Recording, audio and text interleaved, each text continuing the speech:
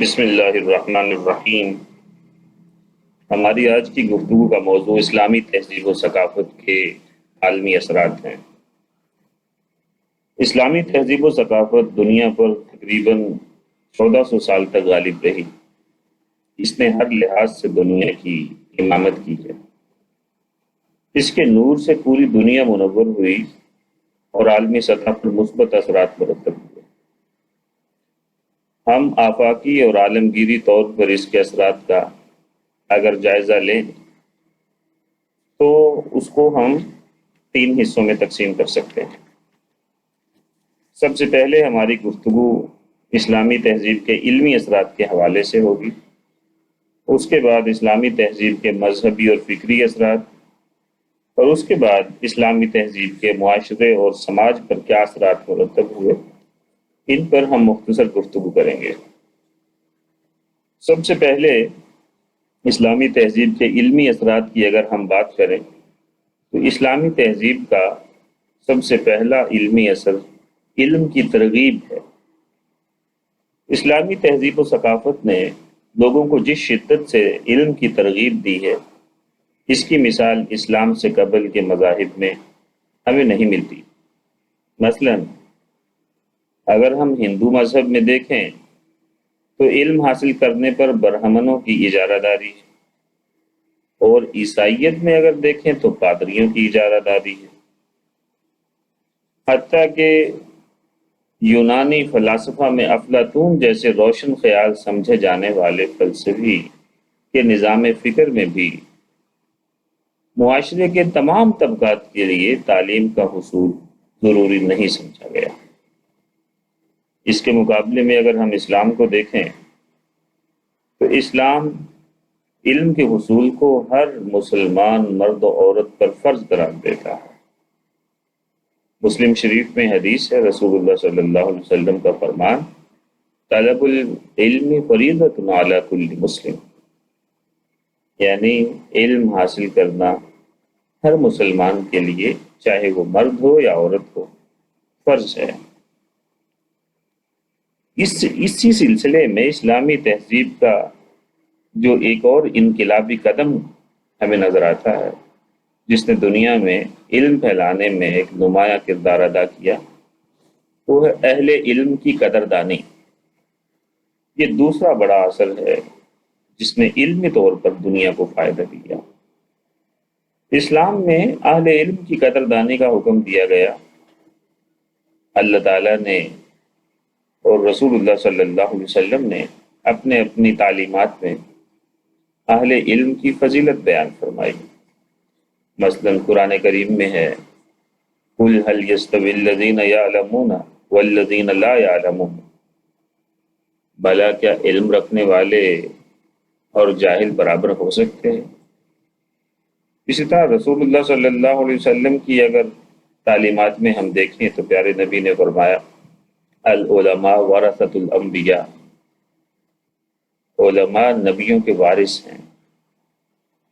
اسی طرح ایک اور مقام پر آپ نے ارشاد فرمایا، بلغوا انی ولو آیا، میری طرف سے پہنچا دو چاہے ایک ہی بات ہو۔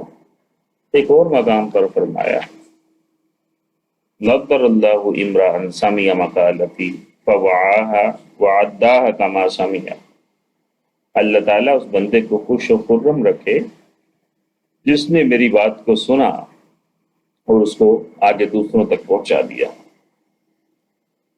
رسول اللہ صلی اللہ علیہ وسلم کی انہی تعلیمات کی روشنی میں مسلمانوں نے تقریباً بعد کے تمام ادوار میں اہل علم کی قدردانی کی۔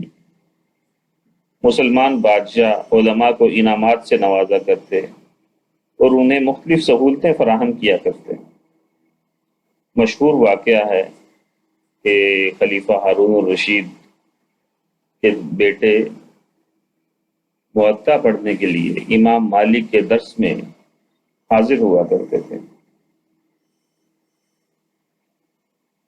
اسی طرح رسول اللہ صلی اللہ علیہ وسلم نے ایک اور جو انقلابی چیز مسلمانوں کو عطا فرمائی، وہ یہ تھی کہ پیارے نبی صلی اللہ علیہ وسلم نے تعلیم کو کسی خاص طبقے کے لیے محدود نہیں رہنے دیا۔ بلکہ تمام مسلمانوں کے لیے رسول اللہ صلی اللہ علیہ وسلم نے علم کے حصول کی ترغیب اور اس کے لیے زور و شور رسول اللہ صلی اللہ علیہ وسلم کی تعلیمات میں ہمیں ملتا ہے۔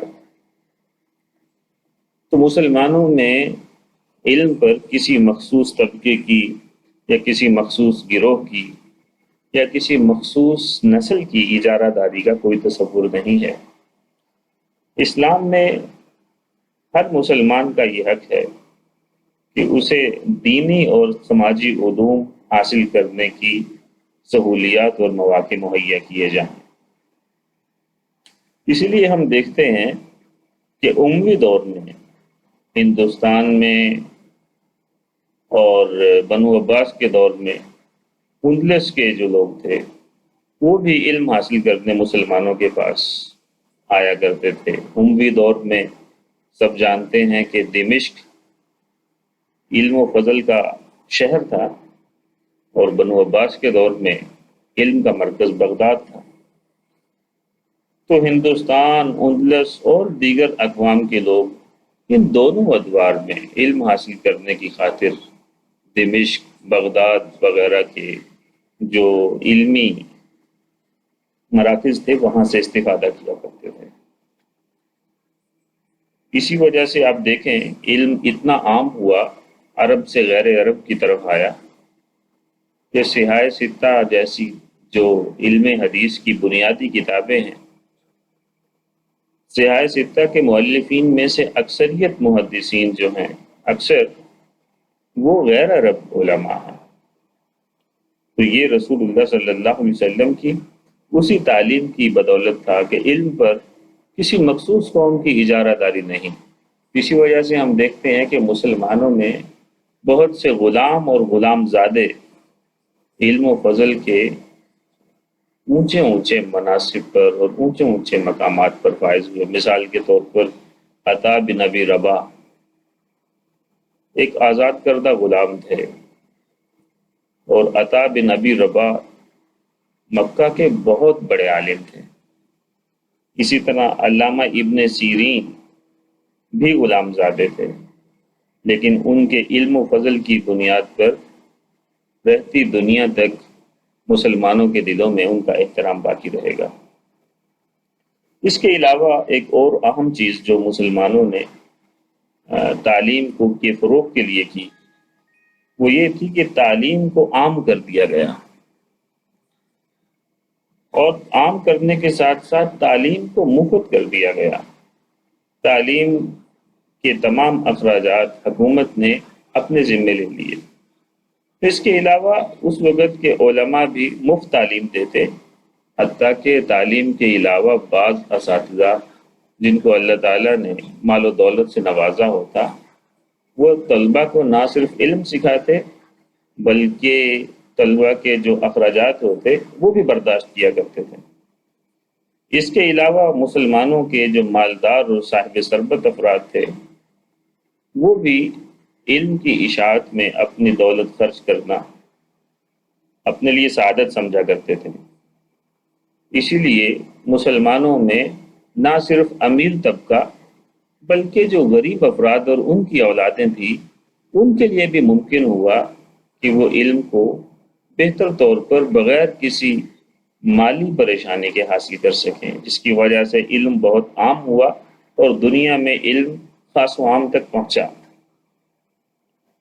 اس کے علاوہ اسلامی علوم کے اثرات کی اگر ہم علمی طور پر بات کریں تو اسلامی تہذیب نے خاص طور پر اس بات پر زور دیا کہ جو فائدہ مند علوم ہیں ان کو رواج دیا جائے، اور جو غیر نفع بخش اور نقصان دہ علوم ہیں مثلا جادو ٹونا، گانے باجے اور لہو و لعب وغیرہ کی باتیں ان کی حوصلہ شکنی کی جائے۔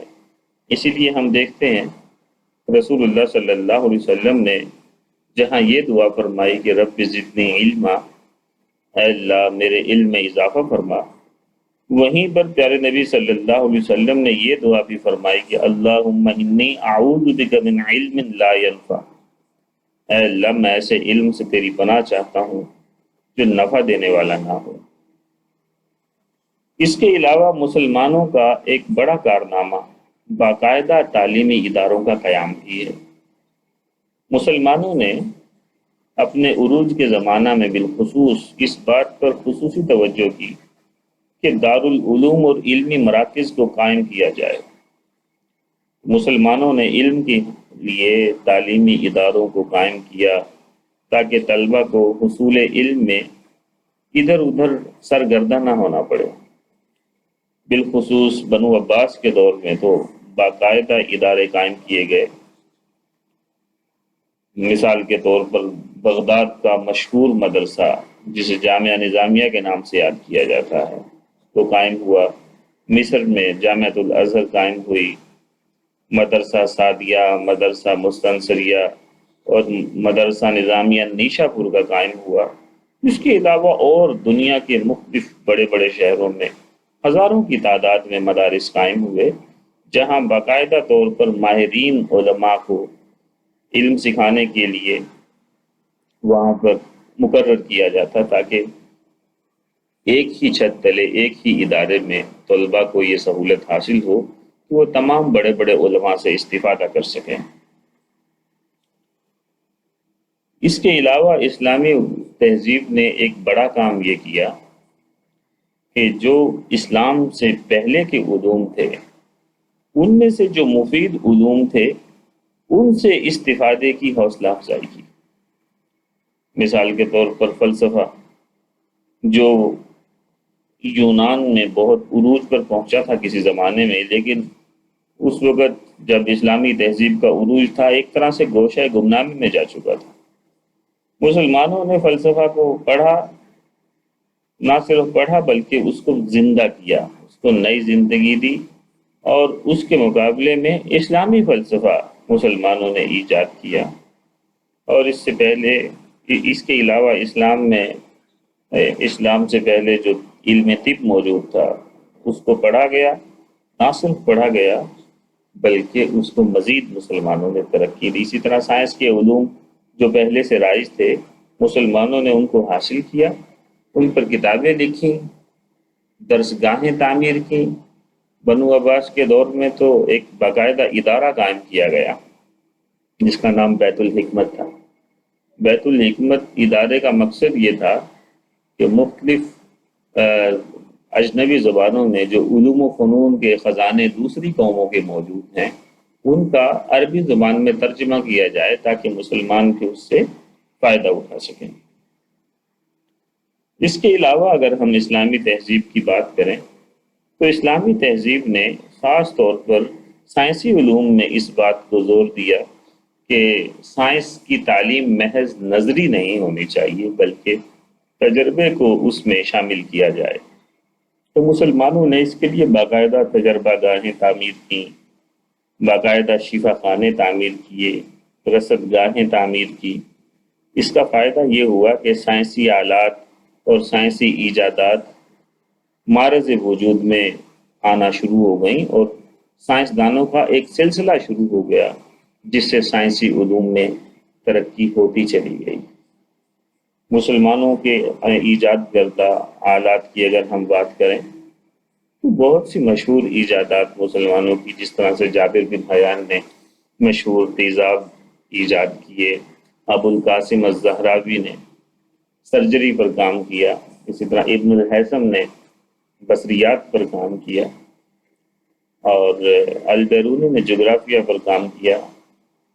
اسی طرح بہت سارے علماء ہیں جنہوں نے سائنسی علوم میں بھی ایک نمایاں کنٹریبیوشن اپنی طرف سے قائم کیا، جو اس بات کی غمازی کرتا ہے کہ اسلامی تہذیب صرف قرآن و حدیث کے علوم ہی پر فوکس نہیں کرتی بلکہ جو معاشرے میں دیگر مفید علوم پائے جاتے ہیں جن کا تعلق انسانی زندگی کو آسان بنانے سے ہے، اس کی بھی حوصلہ افزائی اسلامی تہذیب میں ہوئی، اور اسلامی تہذیب قطعاً اس کی مخالفت نہیں کرتی۔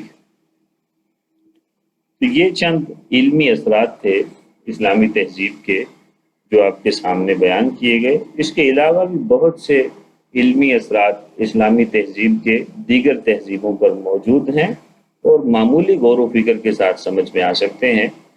وقت کی قلت کی بنا پر ہم زیادہ تفصیل سے اس موضوع کو نہیں بیان کر سکتے، تو اس کے علاوہ دیگر کتابوں میں بھی بہت سارا مواد اس پر موجود ہے، تو اس کو مطالعہ کیا جائے لائبریری سے، اور یہ سمجھا جائے کہ اسلامی تہذیب کس قدر جامع اور کامل تہذیب جو رسول اللہ صلی اللہ علیہ وسلم نے اللہ تعالیٰ کی دی گئی تعلیمات کی روشنی میں قائم فرمائی اور مسلمانوں کو عطا فرمائی، یہ ایک اتنی اعلیٰ چیز تھی کہ جس سے ہم آج کی دنیا میں بھی بالکل ویسی ہی رہنمائی حاصل کر سکتے ہیں جیسی آج سے 1400 سال پہلے تھی۔ اللہ تعالیٰ سے دعا ہے کہ ہمیں اسلامی تہذیب کی برکات سے بہراور فرمائے۔ آمین۔ وآخر دعوانا ان الحمد للہ رب العالمین۔